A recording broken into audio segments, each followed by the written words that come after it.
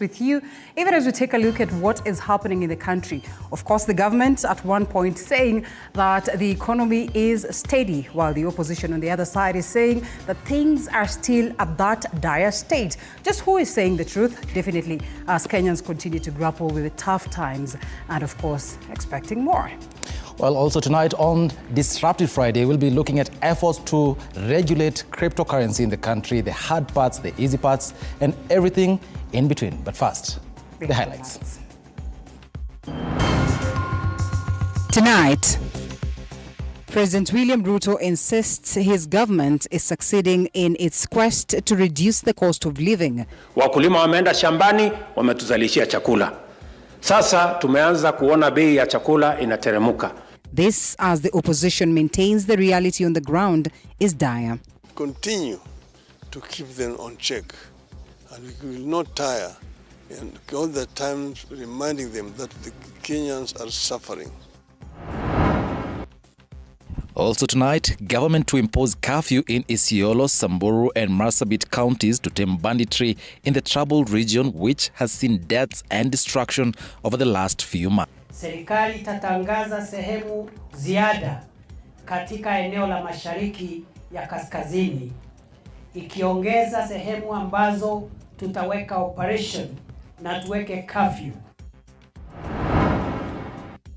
And a mother and a 6-year-old baby perish in a mudslide in Kiambu County. Bibi alikuwa amepata mtoto akana wiki 6. Mtoto alikuwa tu mdogo. Akakuja akafunikwa ndio mchanga. This as neighbors plead with the government to move them to safer grounds. Sasa na sisi tayari wamesema tusilale hapa na watoto, tutaenda wapi? Wako tushughulikia ni kutuambia wasi. And TV47 Weekend Edition begins right away on this edition of Disruptive Friday. Our sign language interpreter is none other than Catherine Simaloi, and my name is Linda Alela. And my name is Eric Munene. Tonight, 4 people have died while 2 others have been seriously injured after the vehicle they were traveling in ran over an IED in Dadaab area of Garissa County. Well, the accident that happened between Ege Dam and Boiga, along that is the Dadaab, Garissa, and at the time where there were about 10 people in the Garissa County TB program vehicle, the driver is among those confirmed dead. Now, the Friday morning attack is the latest attack after a 1-month lull in the entire northeastern region.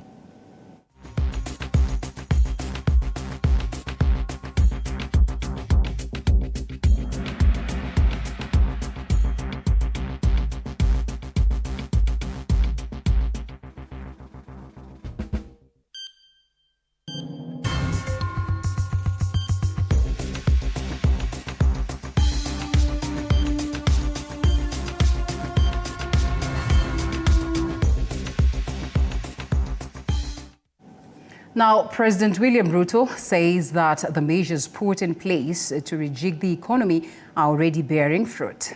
Now, the president, who was speaking in Kajiado County, called out his detractors who he accused of being anti-development. Chichi Josephine tells us more.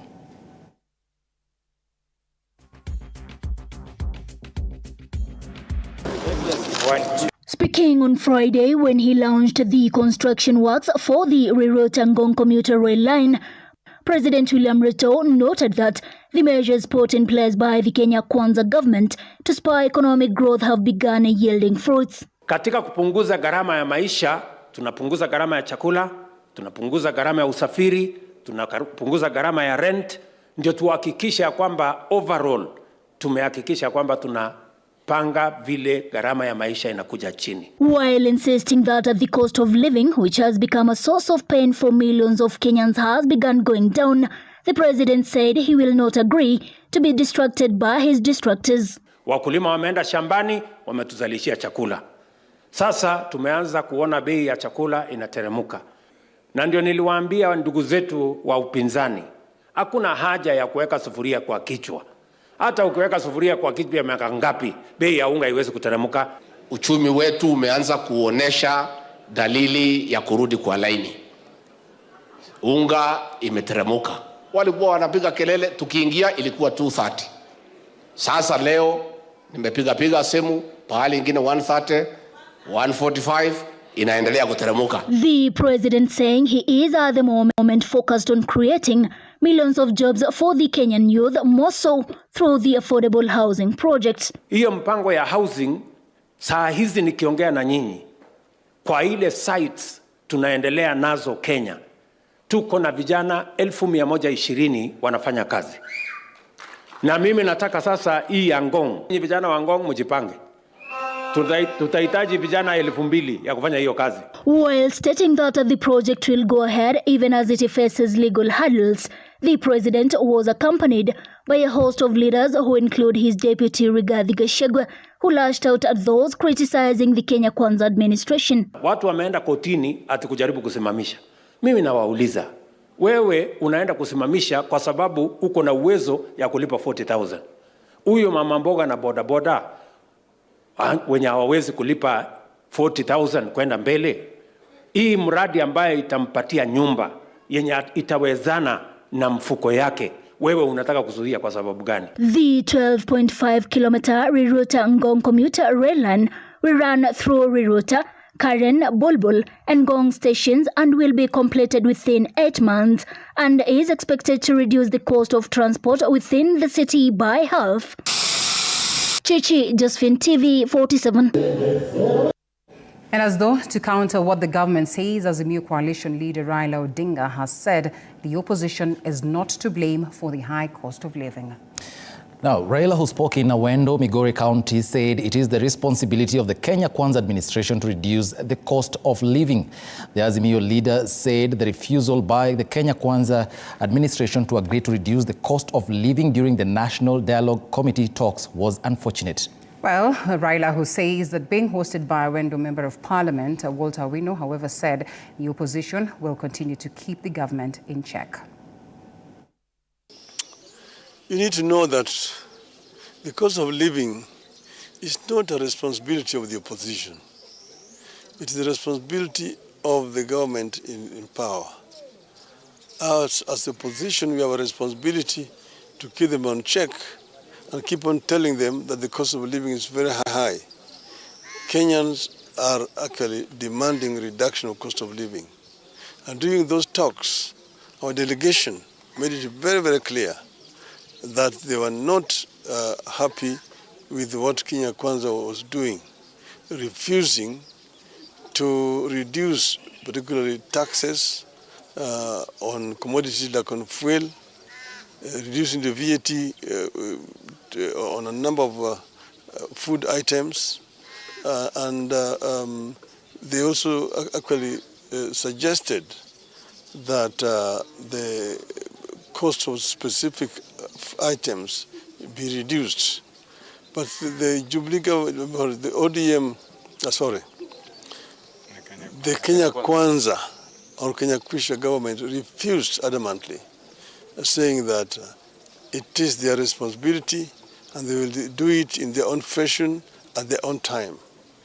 As we will continue to keep them on check, and we will not tire, and all the time reminding them that the Kenyans are suffering.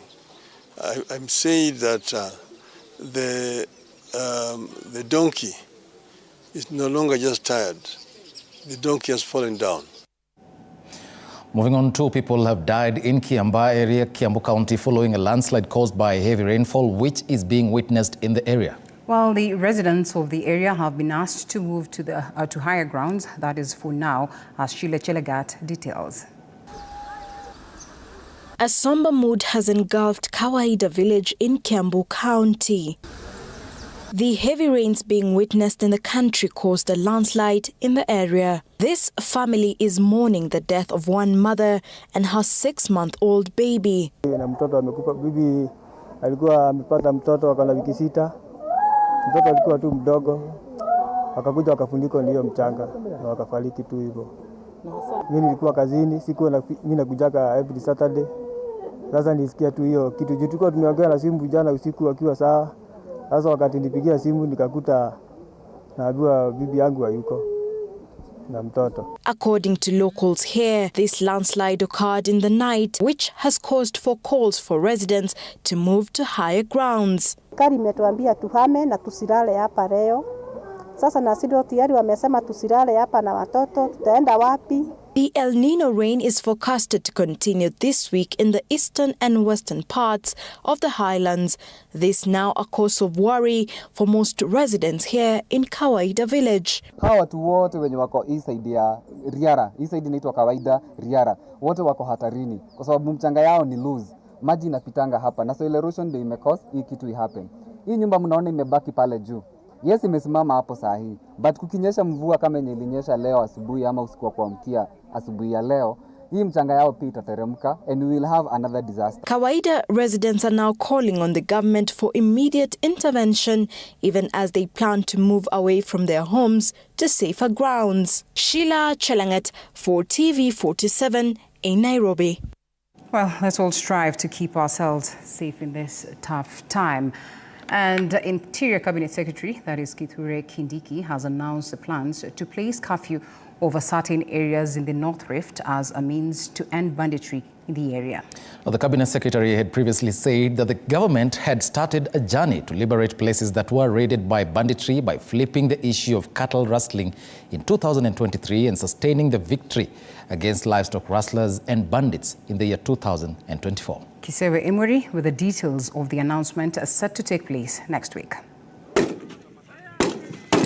Fresh from a security meeting at the State House on Thursday, Interior Cabinet Secretary Professor Kithure Kindiki has announced his intentions to place a curfew over some parts of Isiolo, Marsabit and Samburu counties as operation zones in a bid to end cattle rustling in the northeastern and parts of the upper eastern region. Speaking during the graduation of 140 National Police Reservists at Ndumuru in Igembe North, Meru County, the CS said he will gazette these areas by next week, where serious operations and curfews will be introduced to weed out cattle rustlers that were spilling to parts of the Nyambene region. Hiyo operation maliza uhalifu tunataka kuiongeza, na wiki ijayo serikali itatangaza sehemu ziada katika eneo la mashariki ya kaskazini, ikiongeza sehemu ambazo tutaweka operation na tuweke curfew katika sehemu ya Isiolo, Samburu na Marsabit. He said the issue of cattle rustling has been rampant in these areas, and as a result, his ministry will take the same measures they were using in other similar areas in the country to end the culture of stealing animals, as well as killing innocent Kenyans, while calling on residents to cooperate with security officers. Wananchi vilevile tuheshimu taasisi za usalama. Ukiona mtu amevaa uniform ya taifa la Kenya, hiyo kiraoni sio sinema, sio kitu ya kuchezea. Lazima wapewe heshima zao. The CS urged political leaders not to politicize security operations and warned against politicians abusing government officers in public forums. Hii mambo ya wanasiasa kwenda kusomea county commissioners wangu na DCCs kwa mikutano ya hadharani, I'm not going to allow that. That's how you create disorder in a community. The CS congratulated the 140 NPRs and wished them well in their duty to help police and other security officers to enhance security and especially to deal with banditry, with East Region Commissioner Paul Rotich assuring members of the public that the NPR will provide full support in fighting criminals in the region. Kisewa Emory, TV47. Well, Emery, thank you for that report. Now, the judgment in the murder case of businesswoman Monica Kimani has been put off until the 26th January 2024. High Court Judge Grace Nzioka indicated that the decision on the case could not be delivered today as expected, citing late delay in filing of crucial case exhibits. The postponement means the accused journalists Jackie Maribe and Joey will wait longer before they know their fate in the trial.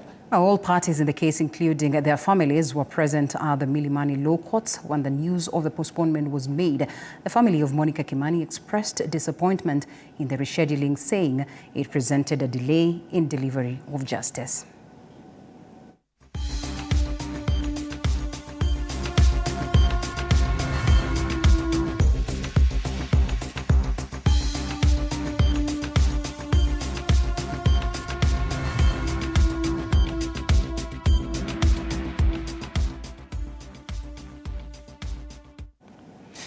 The Ministry of Education has finalized the placement process for 2024 Form 1 students, with Cabinet Secretary Ezekiel Machogu expected to release the Form 1 selection results on Monday. Well, the move comes amid a myriad of complaints by a section of parents over the results, which have since been challenged in court. Even before the dust settles on the complaints facing the credibility of the 2023 KCPE results, the Ministry of Education now says it has completed the Form 1 2024 selection exercise and is ready to announce which students will go to which secondary schools. In a notice to regional and county directors of education, the Ministry of Education has announced that CS Ezekiel Machogu will announce the results of the 2024 Form 1 placement exercise on Monday. The meeting with the regional directors is also meant to discuss the implementation of educational programs countrywide. The move comes against the backdrop of discontent from a section of parents and candidates of the 2023 examination who argue that the results were riddled with irregularities. In the result released about 3 weeks ago, it emerged that 133 learners had discrepancies in their results, a section of whom challenged the same in court. The case will be heard in February.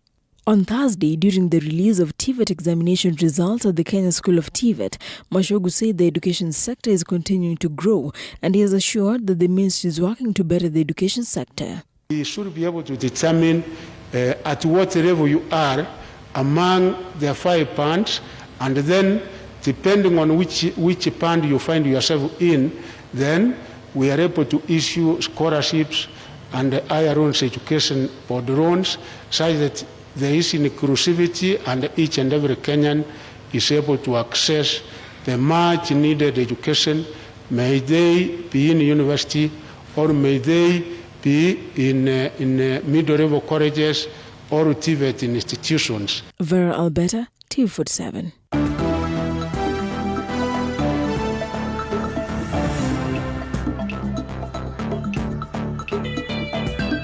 TV47 Sports, brought to you by Kulik Prize and Radio 47. Make your festive gaming experience memorable. Tune in, play, and stand a chance to unwrap delightful surprises all December long with Radio 47 and Kulik Prize.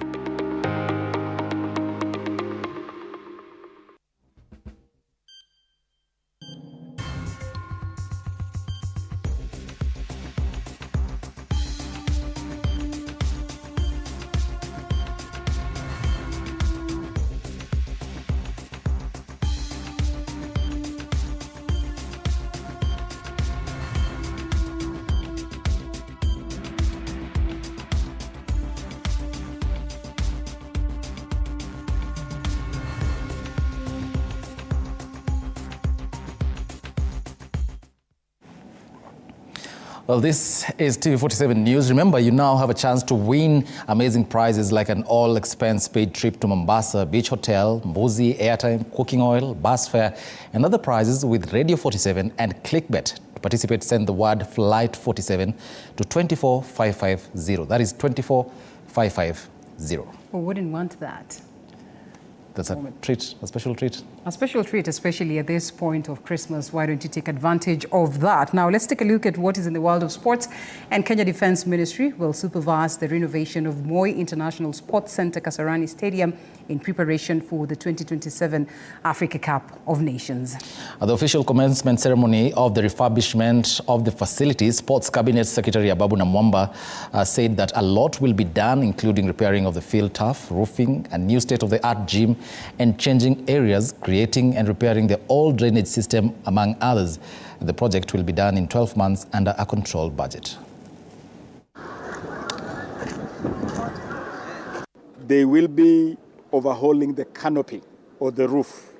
So this stadium is going to have a new canopy extending to 32 meters in terms of its total width of the canopy. We are introducing 2,000 lux capacity lighting. We are all aware that Kasarani has not been able to host events at night because of limitation with lighting. The whole lighting system is being overhauled with the introduction of 2,000 lux lighting capacity. We'll be supervising this project. I want to commit to the country that this work will be done within 1 year. It will be done within 1 year, and it will also be done within budget. And it will also be done within the highest standards ever. I'm committing that on behalf of the Ministry of Defense and KDF.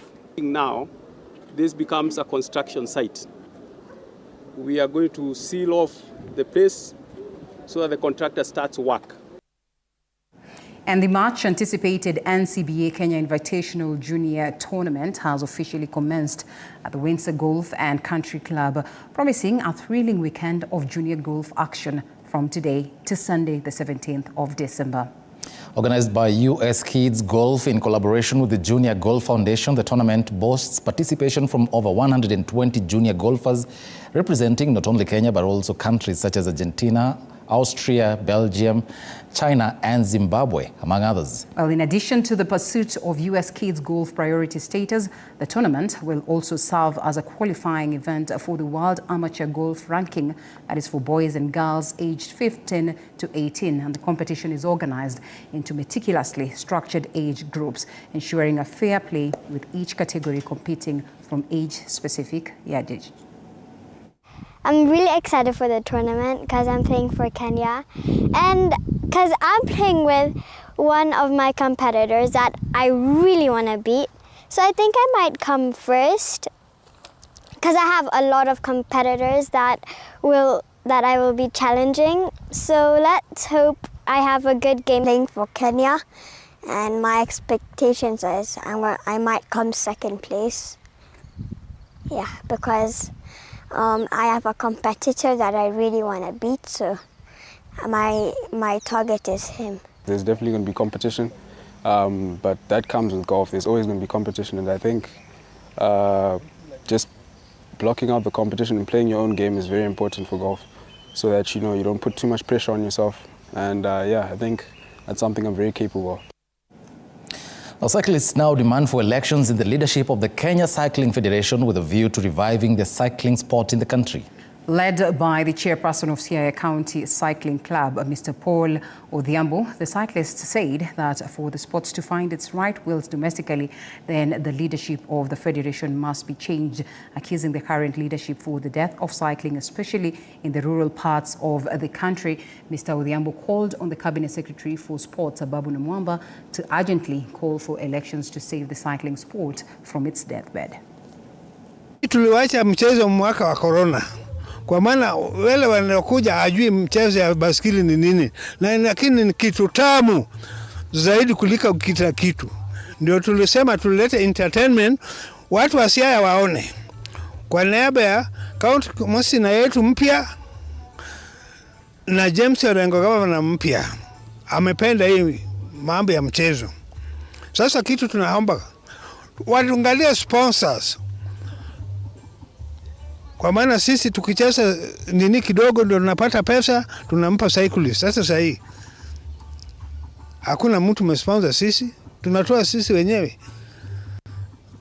Serikali angalia namna naweza sponsor mambo ya cycling na sport yoyote katika county hii. Nimecheza mchezo wa baiskeli kwa takriban miaka 20 sahi na bado ninaipenda.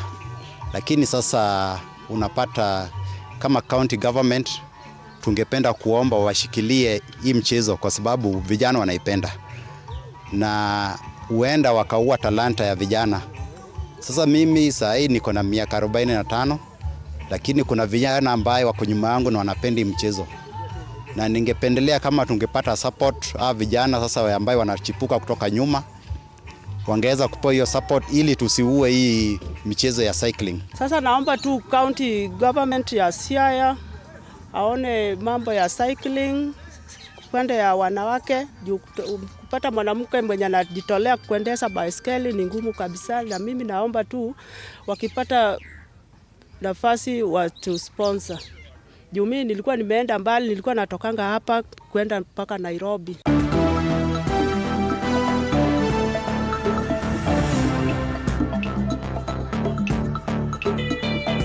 TV 47 Sports, brought to you by Kulik Prize and Radio 47. Make your festive gaming experience memorable. Tune in, play, and stand a chance to unwrap delightful surprises all December long with the Radio 47 and Kulik Prize.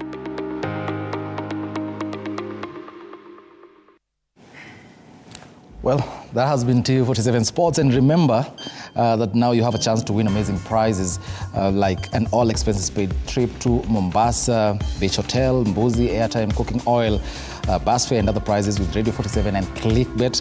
To participate, send the word Flight 47 to 24550. That is Flight 47 to 24550. Why don't you take advantage of that and make the best of your Christmas as you win with TV47, Radio 47 and ClickBet. And I guess at this very point, it is time that we shift gears to a rather very interesting conversation, I'd say. Now, that is on Disruptive Friday. What is that? Definitely. We're talking about regulating cryptocurrencies, the hard part for the government to do that, the easy parts, as well as everything in between to participate in this conversation. Of course, you can send your comments or opinion on 22047. That is 22047. My Twitter handle is at Eric_Mnene. TV47 News, at TV47 News on X, that is formerly Twitter, is where the conversation will be happening. Time now for a very short break. And then we come back with that, so don't you go anywhere.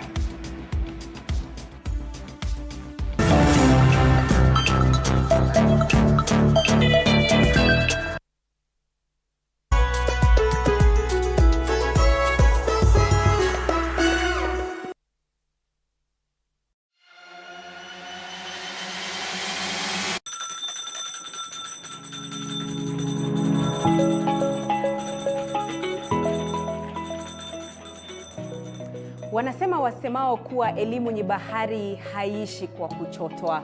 Wakati mwingi natangamana na wanafunzi madarasani, sio kama mwalimu bali kama nahodha kwenye kipindi cha tasnia ya elimu. Na iwapo utanikosa madarasani, basi utanipata nyanjani nikisaka habari zenye usawa, ufasaha na ukweli. Na iwapo utanikosa nyanjani, bila shaka utanipata studioni, hapa nikisoma habari na kuendesha mijadala mikomavu. Mimi ni Andrin Kilemi, mpenzi wa lugha ya Kiswahili na elimu kwa jumla.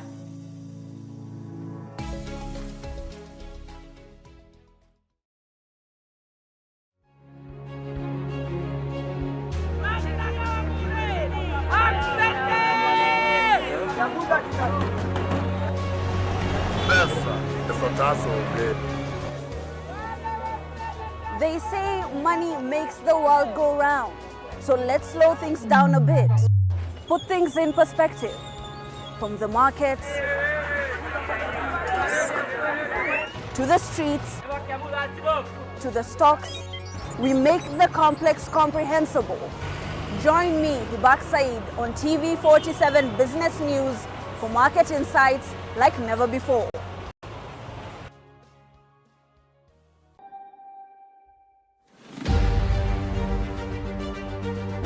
What's making the headlines? What does it mean to you? How does it affect you? We answer all these questions every Sunday for half an hour on To The Point Show. Hey, I'm Grace Kuriakanja, and a lot has happened this week. Let's dive into it.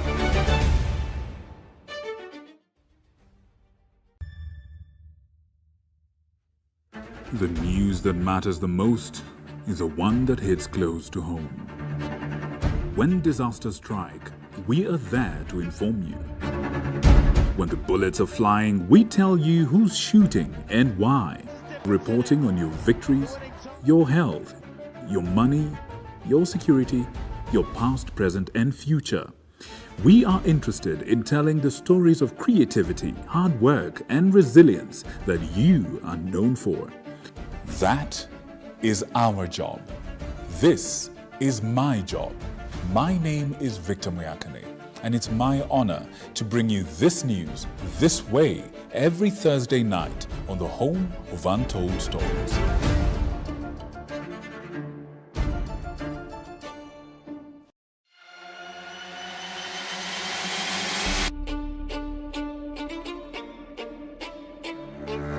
Katika majengo haya, hapa ndipo sheria zinapotungwa na zinapopakuliwa. Nitakuletea viongozi mbalimbali, mirengo mbalimbali, wote kwa pamoja wakipika na kupakua. Tutawapa nafasi kuweza kuangazia changamoto na mafanikio ya ugatuzi katika ukumbi wa siasa kila siku ya Jumanne kuanzia saa 1 kamili na kuendelea.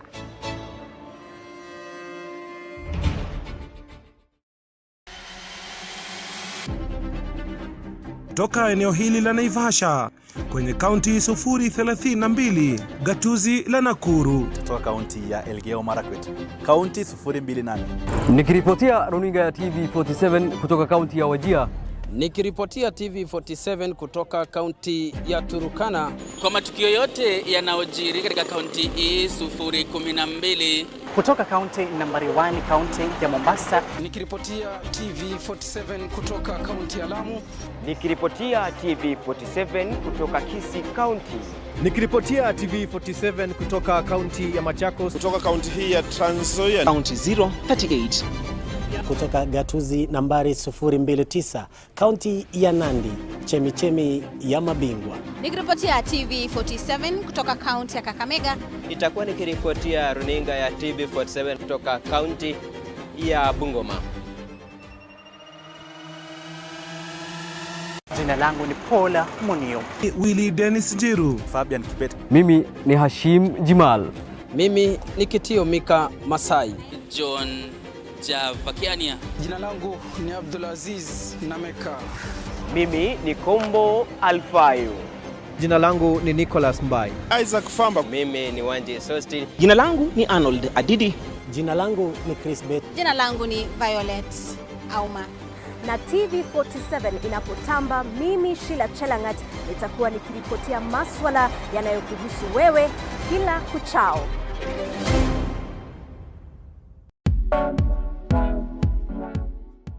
Every Thursday 7:30 p.m. unapata nafasi kufahamu viongozi mbalimbali kutoka humu nchini, kuanzia wabunge. Through Changa, we could get money to pay our rent, to pay our bills. When I was growing up, water was a problem where I was born and bred. We wake up at 3 to go and look for water. Magavana must be ready to be a tough woman and not a woman to be walked over. Kwa hivyo you respect people. Dari ya mfahamu kiongozi, story na historia, na mi Elizabeth Muchuku.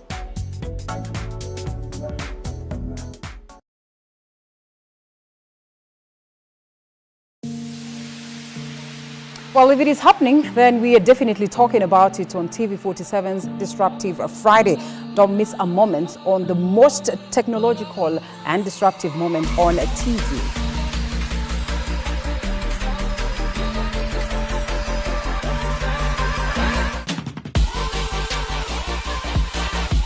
From groundbreaking AI breakthroughs to the latest ingenious innovations, we have it all covered for you.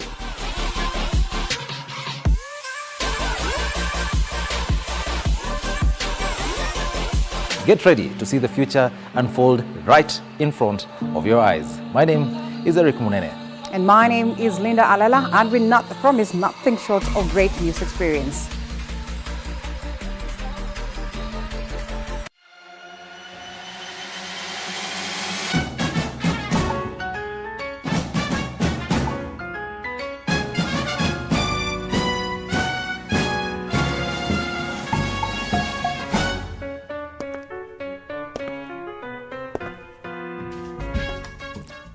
The thing about coffee is it means different things to different people. To some, it is what gets them going every day. The ability to transform groggy mornings into vibrant beginnings. To others, it is a fuel that drives them through the day. The thing about coffee is that we like it differently. I love mine with a little bit of a sweetener. And I love mine strong. For me, the darker, the better. The thing about coffee is it gives a platform for sharing news and reviews. The best opportunity for a great conversation. It is the perfect way to kickstart your day. And here, we Serve it hot.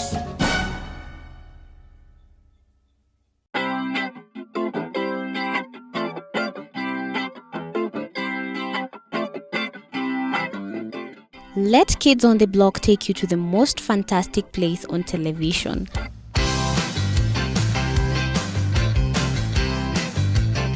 Where anything can happen. Today I have an interesting story about the lion and the mouse. Today we are going to prepare mug cake. We are having Hilda. We're going to be making this worm and it's a bookmark. Catch Kids on the Block every Saturday at 9 a.m.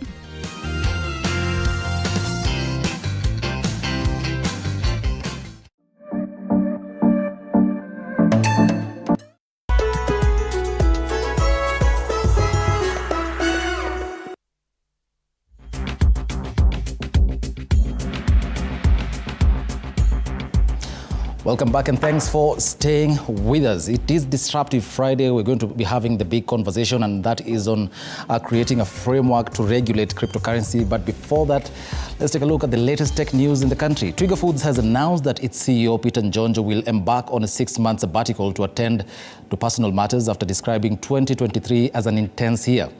During his absence, the company's CEO, Laurent Gault, will oversee operations and business, while Zuba Momoniat, the CFO, will handle finance and legal responsibilities. Now, this decision comes on the heels of a Kenyan court granting the company 4 months to resolve a dispute with cloud services provider in Central Africa over unpaid bills, with conflicting claims regarding the owed amount. Twiga's financial challenges during its transition to profitability resulted in missed payments on a Google Cloud Services contract mediated by Incentro.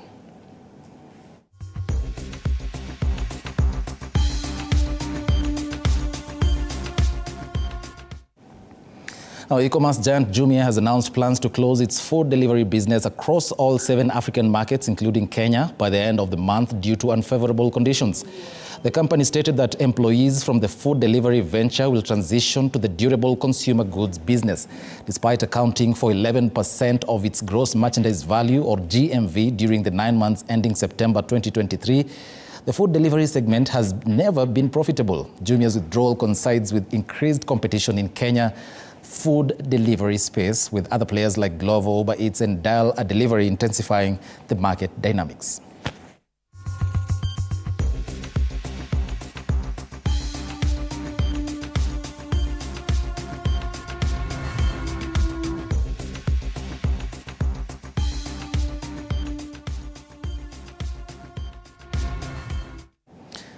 Now, the cryptocurrency project WorldCoin, developed by the American artificial intelligence company OpenAI, is set to resume operations in Kenya after discussions with the government. Following a suspension on August 2nd due to data security concerns, reliable sources within government circles suggest an agreement has been reached, allowing the American-based firm to resume operations under new guidelines. WorldCoin CEO Alex Blania emphasized the company's focus on verifying individuals' humanity and uniquely categorizing them during an appearance before the National Assembly Ad Hoc Committee of Inquiry into the firm's activities in the country.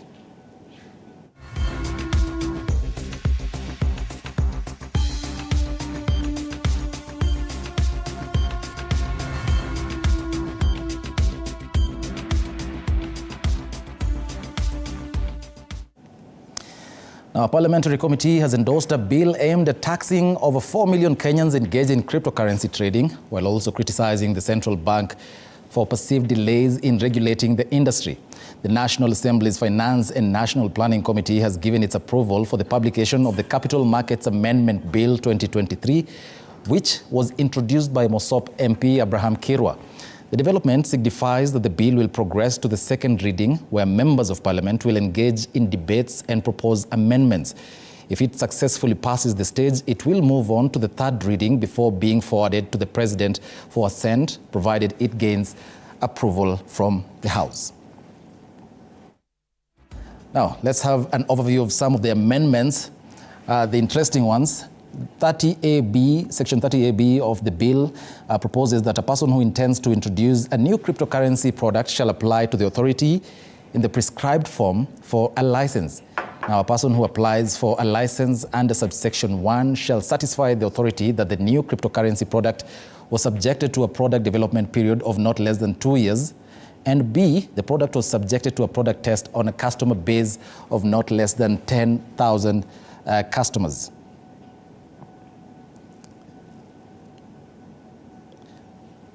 Well, the authorities shall also consider the conditions for a grant of license as provided in subsection 2 and may grant a license, reject the grant of license by giving written reasons or provide for any necessary additional requirements to be met before the grant of a license.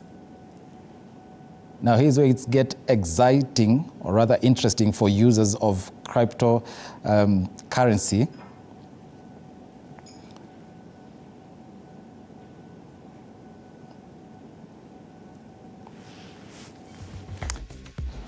Well, it says the authority shall consider the conditions for a grant of license as provided in subsection 2 and may grant a license, reject the grant of a license by giving written reasons, or also provide for any necessary additional requirements to be met before the grant of a license.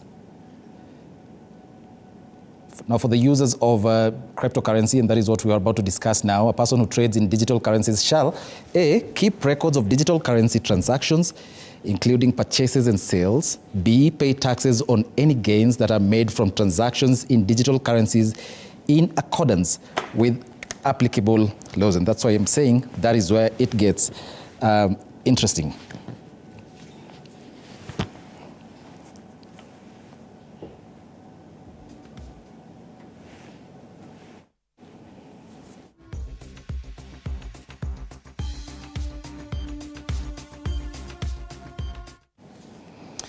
And to help me dissect that, I have with me Anthony Mburu, who's a cryptocurrency expert. Thank you so much for coming. Thank you. Thank you for having me. First of all, first question will be, paint us a picture of how the government can probably achieve this. Probably what you're looking at is, of course, when you talk about cryptocurrencies, we say this time and again, this is a new disruptive ecosystem that is from day one seeking to challenge the traditional laws of finance and ecosystems that have been in existence. And the only reason, or the basic reason, the number one reason that this particular world was created is to decentralize trade and finance, or how we approach value as we trade in the marketplace. So for me, I think the government, number one, could only be working with the centralized exchanges or ecosystems. That way you can be able to track data and you can be able to regulate as per se. But the real assets themselves, because these are exchanges that have listed these cryptocurrencies, and it will take the willingness of the users declaring their participation, or just them reporting their participation or activity in trading these currencies. Because, for instance, as we speak, I think we currently have over 600 centralized exchanges. So, but to most users, I know everybody knows of Binance, maybe Coinbase, and a couple of them. So, what if somebody chooses to completely, because for a start, you may be looking for me over here and I'm busy dodging you, because there are 1,000 ways to trade on the same markets. A global market is one ecosystem, but regulation could only apply for the centralized ecosystems. Yeah.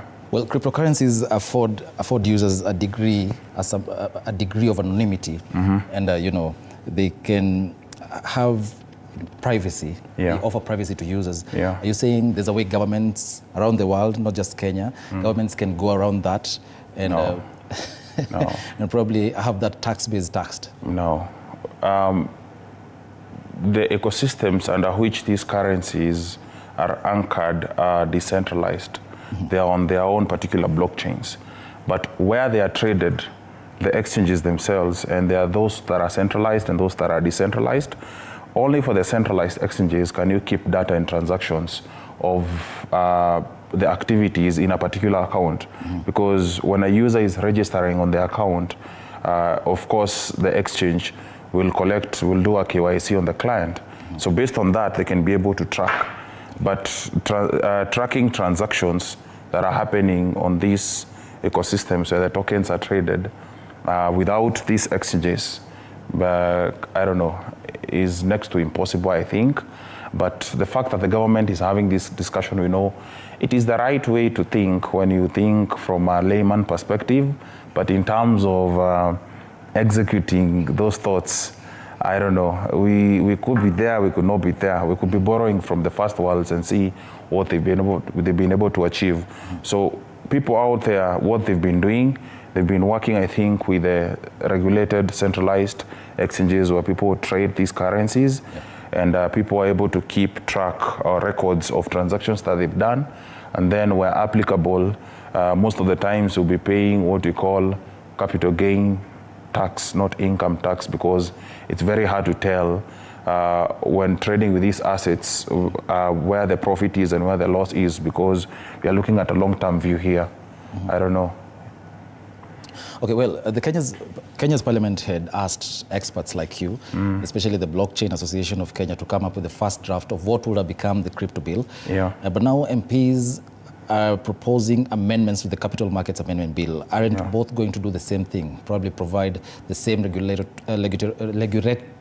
regulatory framework?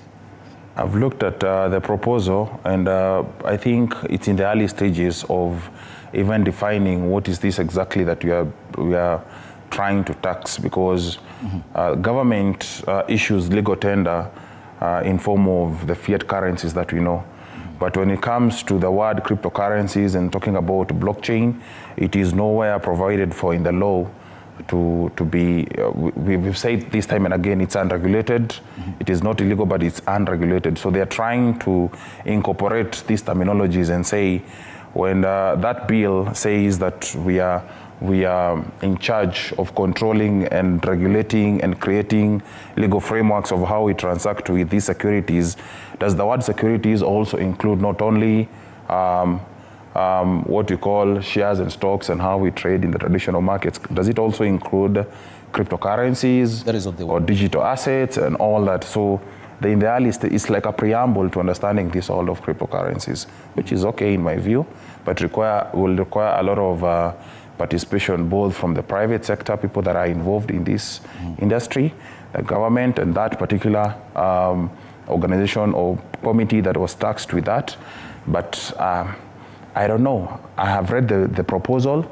It is still too basic in my view, and cannot really capture the full aspect of what trading in cryptocurrencies looks like. Okay. And in their proposals, and the reason why the MPs are saying they're taking charge is because there have been concerns that the Central Bank of Kenya has failed to provide a regulatory framework for this. It has failed to regulate cryptocurrency. In your view, from where you sit, why do you think it's hard for the Central Bank of Kenya to regulate the industry? Because it was meant to be unregulated. When you say an ecosystem, the only reason when blockchain technology was invented, of course, the world of cryptocurrencies was the first to adopt this technology, and it simply means decentralization means taking the authority of the central governing authority and institutions, which is the government and the CBK. So if this particular token or this currency is not what you call legal tender, is not what is provided for in the law, then I think also CBK is governed by certain frameworks and policies that are there to show what are we trying, what is our jurisdiction when it comes to controlling assets that people trade with in the marketplace. So I don't think it has been there, because it's a global conversation that is happening in every country, even in the first worlds, and it's going to be a process. And the fact that now the legislative arm of the government is also coming in, I don't know, together they may come up with a proposal, a bill, I don't know. But in my view, it will still take the collaboration of these centralized, which most of them do not even operate from Kenya. And different countries could have different tax laws. And I'm like, how many times would you pay taxes? Would you pay from the origin and to every other country that you trade with? Because again, this is a global market that you're talking about, not just an ecosystem that runs only in our own country. I don't know. It's interesting. Now let's talk about the issue of volatility. And we all know that cryptocurrencies, the price of certain currencies is very, very volatile. And you know, it can significantly fluctuate within a very short period of time. So taxing based on the market value, let's say they succeed, taxing based on the market value at a specific point in that time may not accurately really reflect the current value. Yeah. So how can that be solved? That's why we are saying it is even in countries that have been able to achieve this kind of taxation, most of the time we are not looking at income tax. We are probably looking at capital gains that happens over a sustained period of time. Now, because these are not assets that apply or follow the traditional forces or laws of how stocks and shares and assets appreciate and depreciate in value. Like right now, I can promise the audience watching out there, 2024 is going to be a very interesting year. Because for the first time ever in 14 years or 15 years of this industry being in existence, the whole world is now looking at the crypto space, and they're going to all witness the first ever bull run that is happening right now, is about to take off. And that excitement, with people lacking to understand what that is all about, will create quite a huge number of, I don't know, maybe dollar millionaires, billionaires.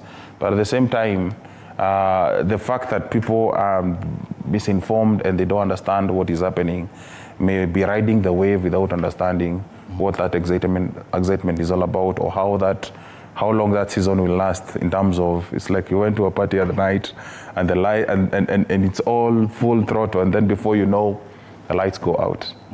And if you didn't know what time the lights will go out, then we'll be back to this conversation of why did the government protect its citizens against investing in such risky assets that are uncontrolled and unregulated and potentially lose their investments. I don't know.